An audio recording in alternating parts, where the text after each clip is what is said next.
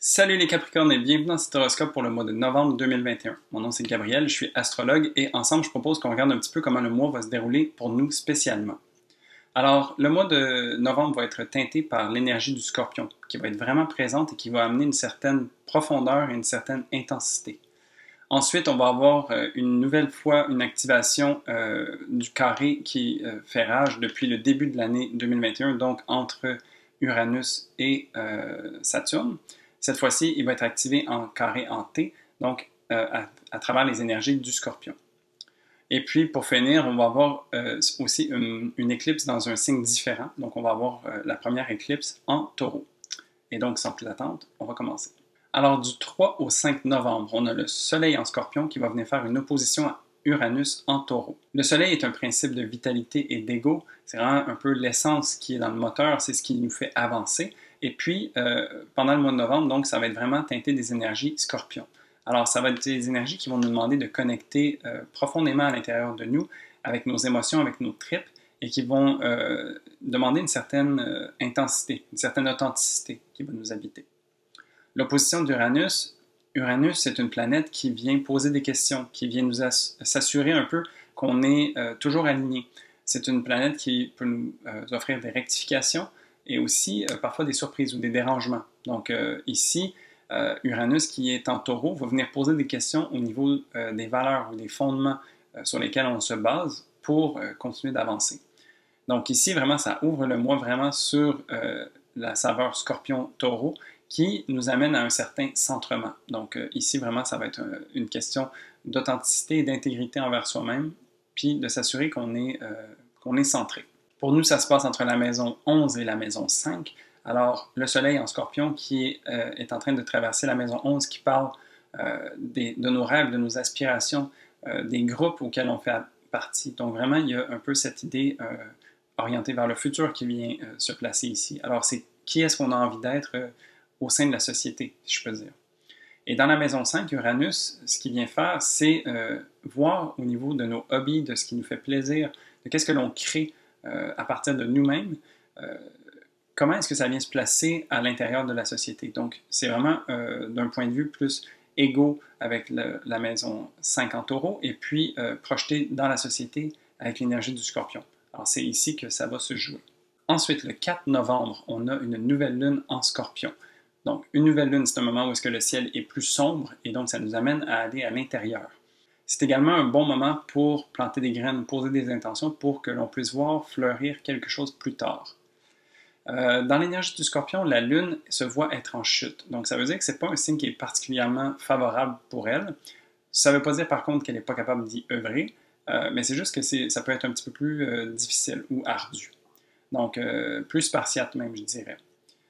Le Scorpion est un signe qui va puiser dans les émotions, mais qui va puiser fort dans les émotions. Et la Lune a cette tendance plus habituelle d'aller dans la douceur. Donc, c'est pour ça qu'on dit que c'est en chute. Pour nous, ça se passe donc en maison 11 et la maison 11 nous parle de nos rêves, de nos aspirations et ça pourrait être un excellent moment pour voir un petit peu où est-ce qu'on a envie de se positionner plus tard et peut-être mettre en place des choses aujourd'hui qui pourraient nous amener vers ce but-là. T'sais. Donc, ça peut être aussi vécu à travers les groupes et les associations. Donc, peut-être que c'est de rencontrer des personnes dans son network, puis faire des connexions qui peuvent nous amener justement à être plus alignés avec ces désirs-là. Ensuite, du 9 au 12 novembre, on a Mercure qui va être en Scorpion, qui va venir faire sa conjonction à Mars en Scorpion également. Alors ici, Mercure, c'est un principe de communication et d'échange. C'est le mental, c'est la manière qu'on a de réfléchir. Et Mars, c'est une planète d'action, d'assertivité, de combat, qui demande de faire des choix et de trancher. Donc, ici, la conjonction fait en sorte que ces deux planètes s'illuminent en même temps. Et d'une part comme de l'autre, ça va faire en sorte que, de manière consciente, on est capable de poser des gestes qui sont alignés avec cette conscience-là.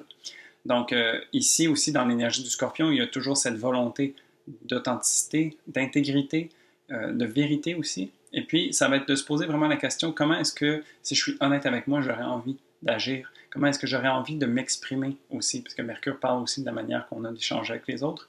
Et donc, ça va vraiment, ça peut être un transit qui soit vécu un petit peu plus, où est-ce qu'on a la mèche plus courte. Parfois, on accepte moins les mensonges, où on accepte moins les demi-vérités.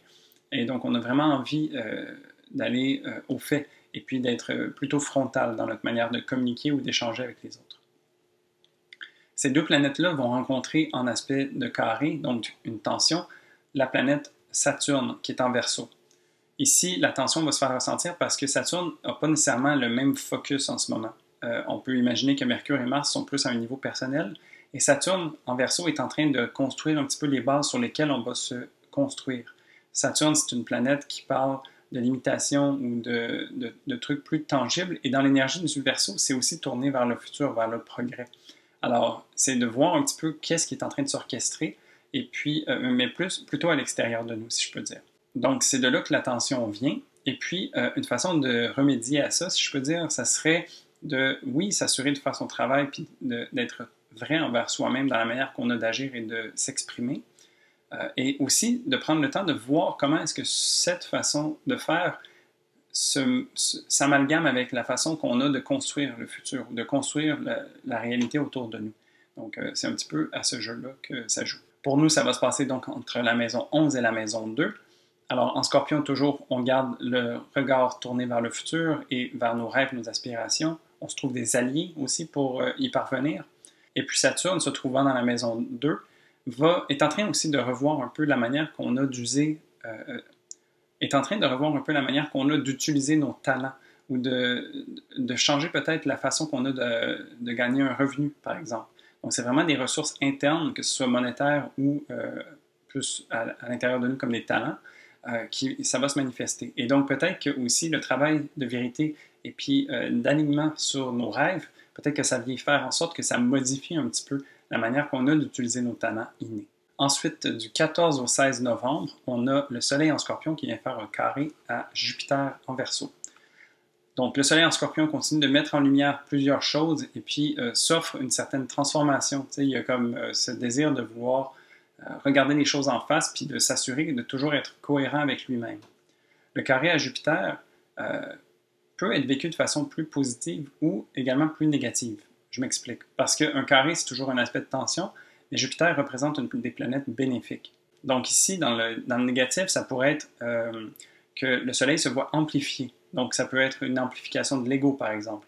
Ou, vu qu'on joue dans les énergies du Scorpion, puis il y a une certaine intensité, qu'on va toucher à des émotions ou des profondeurs qu'on est peut-être moins habitué, ça peut faire en sorte qu'on a l'impression d'être submergé.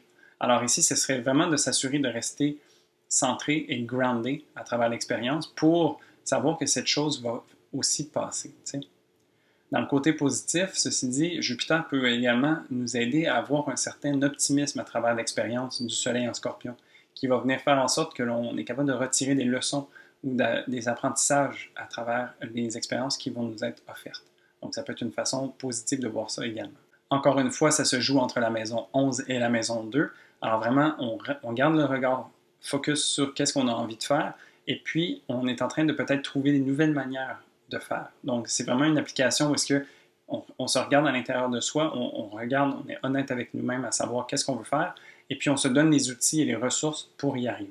Ensuite, du 16 au 18 novembre, on a Mars en Scorpion qui vient faire une opposition avec Uranus en Taureau. Donc ici, on revisite l'aspect qu'on a vu au début du mois avec le Soleil, mais maintenant du point de vue de Mars. Mars est une planète d'action qui s'oppose à Uranus, une planète qui nous demande une certaine rectification. Alors ici, ça va être vraiment une question de savoir est-ce qu'on agit selon nos valeurs? Est-ce qu'on est capable d'être intègre et aligné sur qu'est-ce qui fait de nous qui nous sommes? Si, ça peut être un transit qui peut être vécu plus difficilement s'il y a des rectifications à faire justement, mais ce n'est pas nécessairement ça parce que peut-être qu'on pose déjà les gestes qui sont alignés avec nous-mêmes et donc il y a une certaine fluidité qui peut s'installer. Mais ici, donc, pour ramener l'idée, c'est entre le Scorpion et le Taureau, il y a cette idée d'authenticité et de centrement.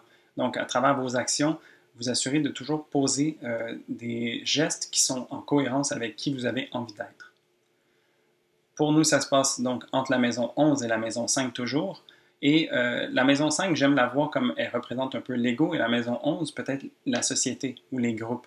Donc, c'est vraiment de trouver un peu sa place ou sa manière d'agir dans les groupes, mais qui part de soi.